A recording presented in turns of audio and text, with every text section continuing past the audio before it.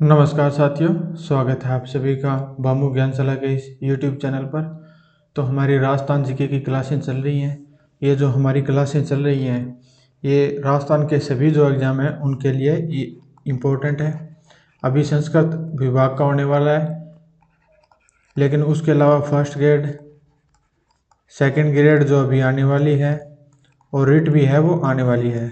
इसके अलावा पटवार की भी भर्ती है वो आने वाली है, और जो वीडियो है उनकी भी भर्ती है। ये मुख्य रूप से जो बड़ी बड़ी भर्तियाँ हैं, और इनके अलावा एलडीसी भी है वो आने वाली है।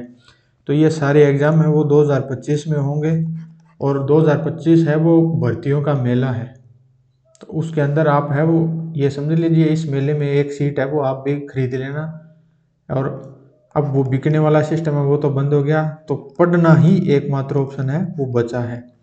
तो आप लोग अगर इनकी तैयारी कर रहे हैं तो अच्छे से जुड़ जाइए, और मैं आपको सारी क्लासें वो फ्री ऑफ कॉस्ट करवा रहा हूँ। और जो अभी हमारी जो क्लासें चल रही है वो तो इन सभी में जो कॉमन जीके वो चल रहा है। उसके बाद में फ़िलहाल फर्स्ट ग्रेड भर्ती आ रही है, तो जो भी फर्स्ट ग्रेड की तैयारी कर रहे हैं तो फर्स्ट ग्रेड का जो फर्स्ट पेपर है वो यहाँ मैं आपको कंप्लीट है वो करवा रहा हूँ। तो आप लोग है वो जुड़ जाइए, और वीडियो को लाइक है वो ज़रूर कर दें। और जो पढ़ रहे हैं तो वो अपने ग्रुप वगैरह में भी शेयर ज़रूर कर दें, ताकि हम हमारे साथ लोग जुड़ेंगे तो हमें भी आइडिया होगा भी कितने लोग हैं वो हमारे साथ पढ़ने वाले हैं। और जब कंपटीशन होगा तभी तो फाइनल एग्ज़ाम में हमें पढ़ने बैठेंगे तो अच्छा लगेगा भी, हाँ हमारा यहाँ अच्छी रैंक आ रही है, अच्छी इतने लोग पढ़ रहे हैं, तो पढ़ने का भी मोटिवेशन है वो मिलता है। तो चलो आज की क्लास है वो हम यहाँ से कंटिन्यू है वो करते हैं। तो आज की क्लास के अंदर हम त्यौहार व मेले हैं वो पढ़ने वाले हैं। तो त्यौहार व मेले हैं वो सबसे पहले हम हिंदू धर्म के जो त्यौहार है वो मेले हैं वो हम पढ़ रहे हैं। तो जो त्यौहार आते हैं तो उनकी एक तिथि होती है, तारीख होती है। तो हिंदू धर्म के पढ़ रहे हैं तो हिंदू धर्म में विक्रम संवत होता है। जैसे हमारे सन होता है, जैसे 2005, 10, 15, 20, जो अभी 2024 चल रही है, जो 21वीं सदी है, ये जो हमारे अलग महीने हैं लेकिन हिंदू धर्म के हैं, उनके अंदर ये विक्रम संवत है। ये हिंदू का जो पंचांग है जिसके अनुसार हिंदू धर्म के त्यौहार है वो मनाए जाते हैं। यानी जो हमारे त्यौहार मनाए जाते हैं वो विक्रम संवत के अनुसार ही मनाए जाते हैं। इस संवत का जो प्रचलन है, यानी जो विक्रम संवत है, तो 57 ईसा पूर्व में उज्जैन के शासक विक्रमादित्य ने किया था। यानी जो ईसा का जन्म हुआ है उससे 57 साल पहले ही जो अंग्रेजी महीने हम पढ़ते हैं, जो जनवरी, फरवरी, मार्च, अप्रैल है, इनसे 57 साल पहले ही हमारे ये महीने ये स्टार्ट हो गए थे। अंग्रेजी कैलेंडर से ये 57 वर्ष आगे चलता है, यानी ये पहले से ही बना हुआ है। यह चंद्रमा की गणना पर आधारित है। जो हमारे महीने होते हैं, चंद्रमा जैसे रात को निकलता है तो इसके अंदर रात का समय, दिन का समय, और चंद्रमा जैसे पृथ्वी के चक्कर लगाता है उस आधार पर ही ये डिसाइड किए जाते हैं। जैसे नॉर्मली हम पढ़ते हैं कि 365 दिन होते हैं, तो इसके अंदर एक वर्ष के अंदर 354 या 355 दिन है वो होते हैं।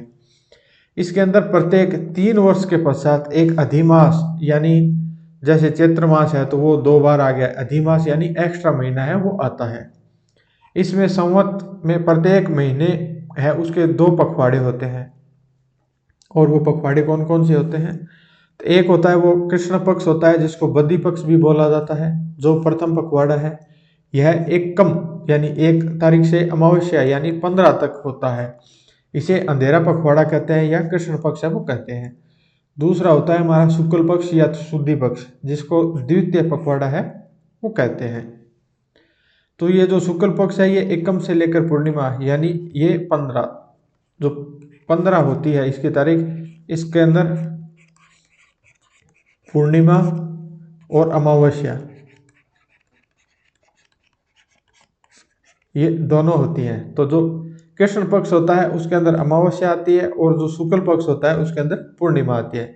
इसे चानना या उजाला पखवाड़ा है वो कहा जाता है। ये हमारे प्रमुख जो 12 महीने हैं हिंदी महीने वो हैं चैत्र, वैशाख, जेठ, आषाढ़, श्रावण, भाद्रपद, आश्विन, कार्तिक, मार्गशीर्ष, पौष, माघ और फागुन, ये अंतिम माह है। तो चैत्र माह वो इंग्लिश महीने में मार्च और अप्रैल से स्टार्ट है वो होता है। वैशाख है वो अप्रैल और मई के बीच में होता है। ज्येष्ठ है वो मई से जून तक होता है, आषाढ़ है वो जून से जुलाई तक होता है, और जो श्रावण महीना है वो जुलाई से अगस्त तक होता है, भाद्रपद है वो अगस्त से सितंबर तक होता है। उसके बाद में अश्विनी जो महीना है अश्विन, ये सितंबर से अक्टूबर के बीच में होता है, कार्तिक है ये अक्टूबर से नवंबर, और मार्गशीर्ष है ये नवंबर से दिसंबर, और जो पौष माह है ये दिसंबर से जनवरी, और माघ महीना ये जनवरी और फरवरी, फाल्गुन है ये फरवरी और मार्च। विक्रम संवत है इसका जो प्रथम दिन है ये चैत्र शुक्ल एकम से तथा अंतिम दिन है वो चैत्र अमावस्या इसका होता है। यानी जो हिंदी महीने का साल स्टार्ट होता है, तो जैसे चैत्र महीने हैं उसके अंदर 30 दिन होते हैं, तो 1 से लेकर 15 तक यहाँ से स्टार्ट होता है, और 15 अमावस्या है, यहाँ 15 अमावस्या को खत्म होता है। उसके बाद में जो शुक्ल पक्ष है उसकी एकम से ये स्टार्ट होता है, लेकिन जैसे घूम के ये 15 अमावस्या को ही खत्म होता है। हिंदू नव वर्ष और नव संतवार है, सॉरी नव संवत्सर है ये चैत्र शुक्ल एकम प्रतिपदा को मनाया जाता है। यानी जो शुक्ल पक्ष है उसकी एकम से हिंदी महीने के अंदर नया साल है वो लागू होता है, और चैत्र माह की अमावस्या को ये खत्म होता है। यानी ये अमावस्या हो गई जो 15, जो कृष्ण पक्ष के 15वें दिन अमावस्या होगी, उसके नेक्स्ट दिन से ही जो चैत्र महीना होता है उसकी एकम, जो शुक्ल पक्ष की एकम होती है वहीं से नया साल है वो स्टार्ट होता है। राजस्थान में त्योहारों की जो शुरुआत होती है वो छोटी तीज के साथ होती है, तथा त्योहारों का जो समापन है वो गणगौर के साथ है वो माना जाता है। एक कहावत प्रचलित है राजस्थान में कि तीज त्योहारी बावड़ी ले डूबी गणगौर, यानी तीज के साथ है वो त्योहारों का आगमन होता है और गणगौर के साथ है वो समापन होता है। तो इसलिए कहते हैं कि तीज तिवारी बावड़ी ले डूबी गणगौर। ये थोड़ा ओवरव्यू हो गया इस चैप्टर का, और उसके बाद में ये शक संवत है ये भी देख लेते हैं। ये भारत का जो राष्ट्रीय पंचांग है वो है, इसे 78 ईस्वी में कुषाण वंश के शासक कनिष्क जो था उसने प्रचलन में किया था। 22 मार्च 1957 को शक संवत को भारत का राष्ट्रीय पंचांग है वो घोषित किया गया था। शक संवत ईस्वी जो ईस्वी हमारी जो चलती है उससे 78 वर्ष तथा विक्रम संवत से 135 वर्ष है वो पीछे चलती है। विक्रम संवत हो गया, शक संवत हो गया। अब हम जो हमारे त्योहार है वो चैत्र माह से हम पढ़ना कंटिन्यू है वो कर लेते हैं।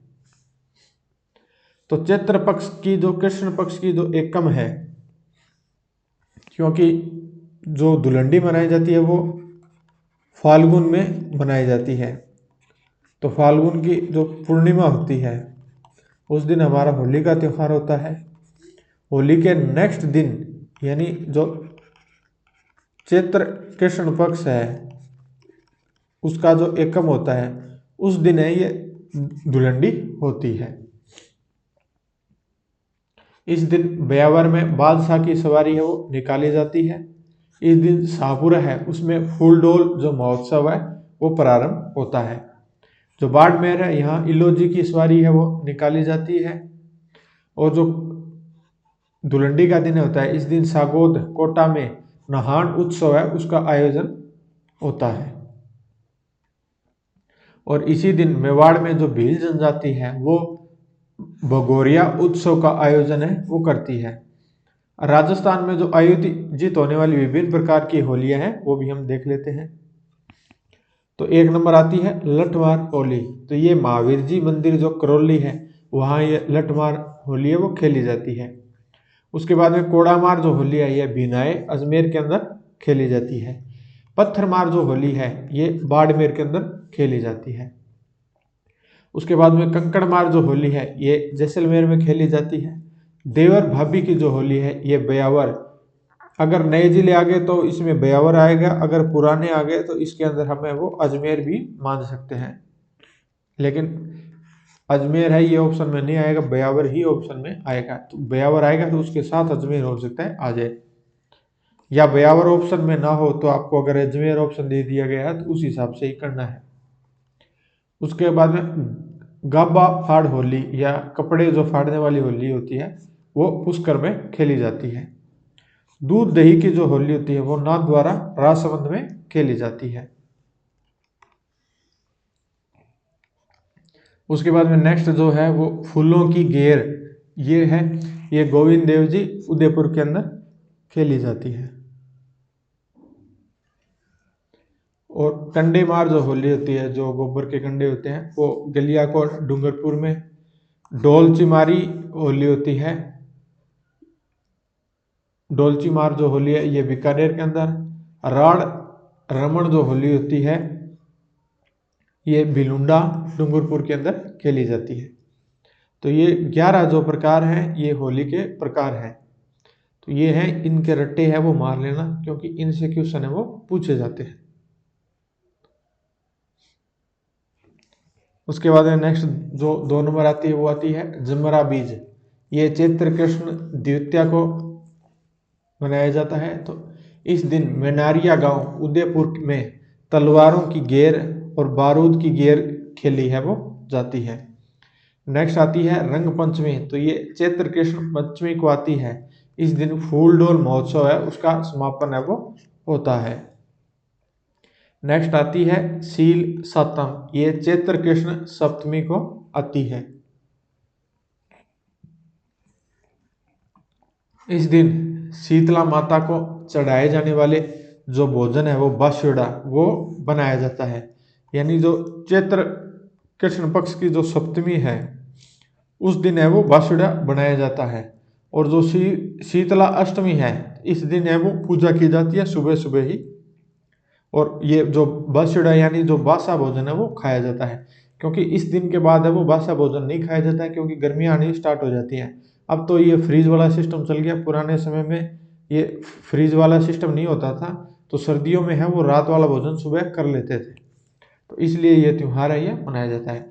इस दिन किसानों द्वारा हल सोतिया मनाया जाता है। नेक्स्ट आती है शीतला अष्टमी। तो ये चैत्र कृष्ण अष्टमी है, इस दिन को मनाई जाती है। इस दिन खेजड़ी वृक्ष की पूजा है वो होती है। और मुख्य जो मेला है वो भील डूंगरी चाकसू जयपुर में लगता है। इस मेले को बैलगाड़ियों का मेला है वो भी कहते हैं। और मारवाड़ में इस दिन गुड़ला अष्टमी है वो मनाई जाती है। और इस दिन मारवाड़ में जो गुड़ला त्योहार है वो प्रारंभ हो जाता है। जोधपुर के शासक सातल देव की याद में मारवाड़ में गुड़ला त्योहार है वो मनाया जाता है।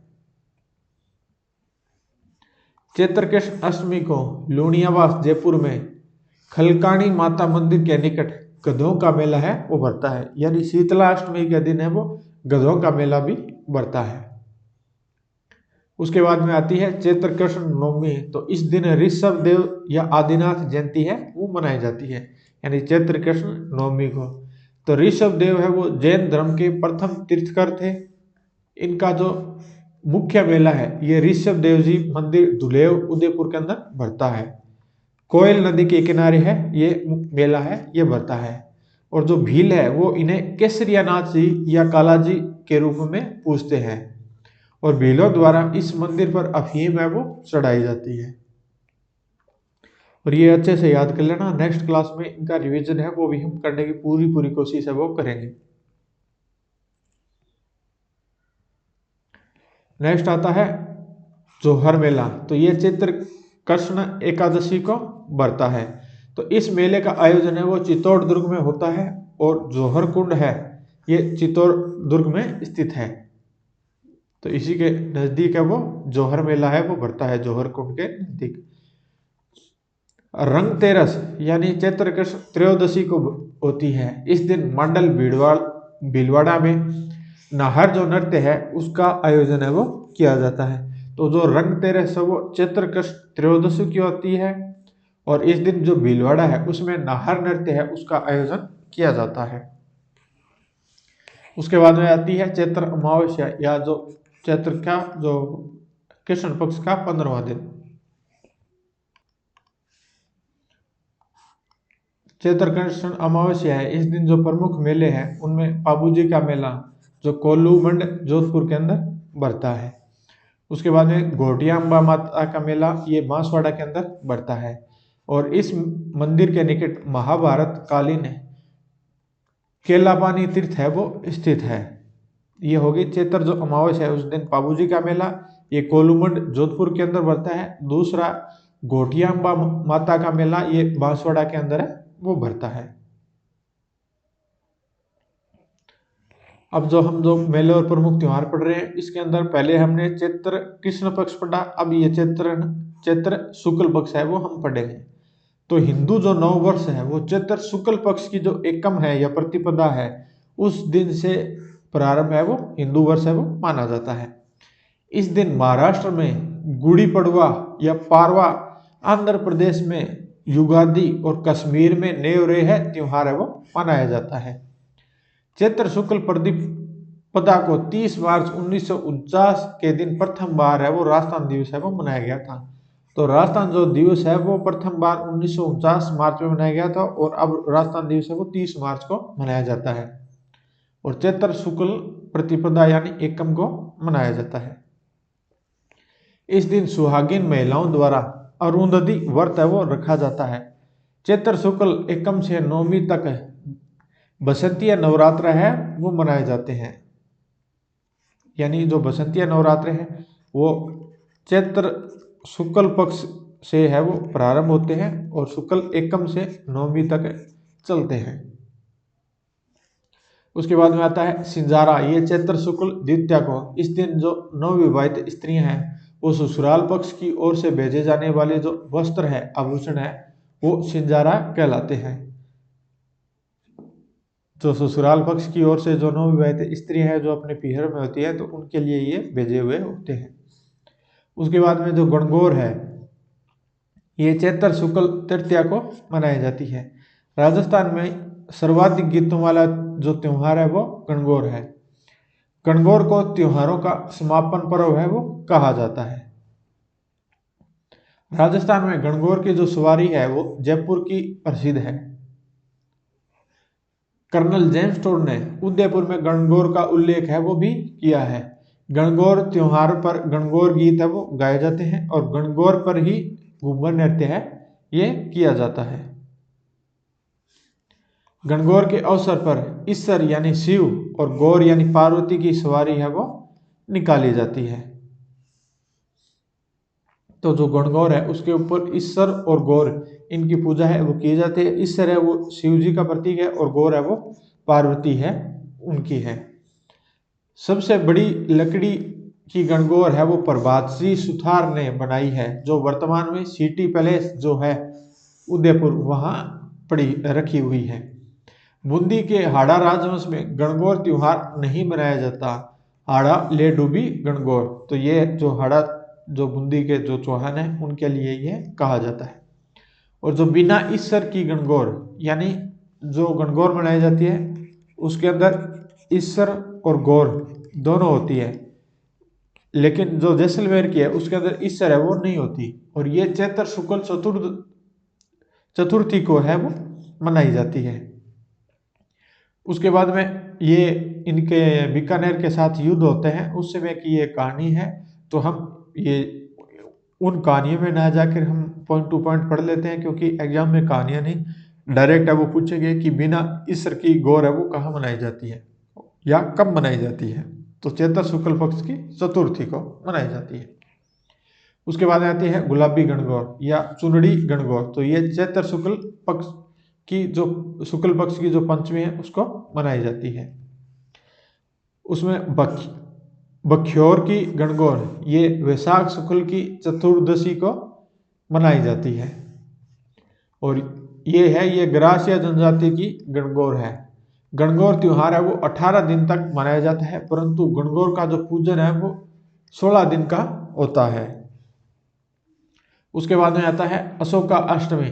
ये चैत्र शुक्ल पक्ष की जो अष्टमी है उसको अशोका अष्टमी आती है। इस दिन है वो अशोक वृक्ष जो अशोक का जो वृक्ष है उसकी पूजा है की जाती है।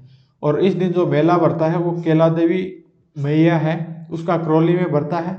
और लक्खी जो मेला है वो भी यही भरता है। जो केला देवी का मेला है इसी को लक्खी मेले के नाम से जानते हैं। उसके बाद में आते हैं राम नवमी। तो ये चैत्र पक्ष की शुक्ल नवमी को आती है। जो रामनवमी होती है, चैत्र पक्ष की जो शुक्ल पक्ष की नवमी होती है, यह रामनवमी एक अबुझ सवा है वो माना जाता है। सरयू नदी में स्नान का बड़ा महत्व है, यानी ये जो सरयू नदी है, ये चैत्र शुक्ल नवमी को यहाँ स्नान का है वो बहुत ज्यादा महत्व है। उसके बाद में महावीर जयंती है, ये चैत्र शुक्ल की त्रयोदशी को मनाई जाती है। महावीर स्वामी जो जैन धर्म के 24वें व अंतिम तीर्थकर थे, उनकी याद में ये मनाई जाती है। महावीर जयंती के ऊपर मेला भरता है महावीर जी का, ये चांदन हिंडौन सिटी करौली के अंदर भरता है। यह भी एक लक्ष्मी मेला है, एक लक्ष्मी मेला है वो करौली में भरता है, जो केला देवी के लिए भरता है जो ये लक्ष्मी मेला। और दूसरा भी करौली के अंदर हिंडौन जो सिटी है चांदन, उसमें महावीर जी के लिए भरता है। उसके बाद में हनुमान जयंती आती है, ये चैत्र पूर्णिमा को आती है। और यहाँ के जो प्रमुख मेले लगते हैं, ये सालासर वाले जी सुजानगढ़ चुरू में, और ये जो सालासर वाले हनुमान जी हैं, ये दाढ़ी मूंछों वाले हनुमान जी हैं वो हैं। उसके बाद में 2 नंबर पर जो मेहंदीपुर वाले बालाजी हैं, ये दौसा में है। इच्छापुर बालाजी जो सरदार शहर चूरू में ऑन रोड ही इनका मंदिर है, वो जयपुर रोड पर पड़ता है। तो ये हनुमान जयंती है, ये चैत्र पूर्णिमा को मनाई जाती है। और जो चैत्र पूर्णिमा है, इस दिन संत पीपा की जयंती है वो भी मनाई जाती है। संत पीपा का जो मंदिर है ये समदड़ी बाड़मेर के अंदर है, और छतरी है ये गागरोन झालावाड़ के अंदर है वो पड़ती है। तो नेक्स्ट आता है वैशाख माह, तो ये हम नेक्स्ट क्लास से करेंगे। आज जो हमने पढ़ा है ये अच्छे से पढ़ लेना, कल मैं आपको एक एक दिन का पूछता जाऊंगा और आपको बताता जाऊंगा। जिसको आता हो तो उनका रिवाइज हो जाएगा, जिनको नहीं आता हो उनको फिर से है वो आने लग जाएगा। तो आज की क्लास में इतना ही, वीडियो इतनी देखी है तो मैं उम्मीद करता हूँ आपको पसंद आई होगी। और जो जानकारी दे रहा हूँ उनसे बाहर मेरे हिसाब से तो 90% आप मान के चलिएगा पेपर है वो मैं आपको यहाँ से उपलब्ध है वो जरूर करवाऊंगा। और आपने कंप्लीट चीज़ों के रट्टे मार लिए तो आप मान के चलना भी 95+ ही मैं कोशिश है वो लेके चल रहा हूँ। 95% से ऊपर ही पेपर हमारा है वो यहाँ से पढ़े। तो आप है यहाँ से जुड़ जाइए और वीडियो को लाइक करके जरूर जाइए। मिलते हैं कल की वीडियो में, तब तक के लिए जय हिंद जय भारत।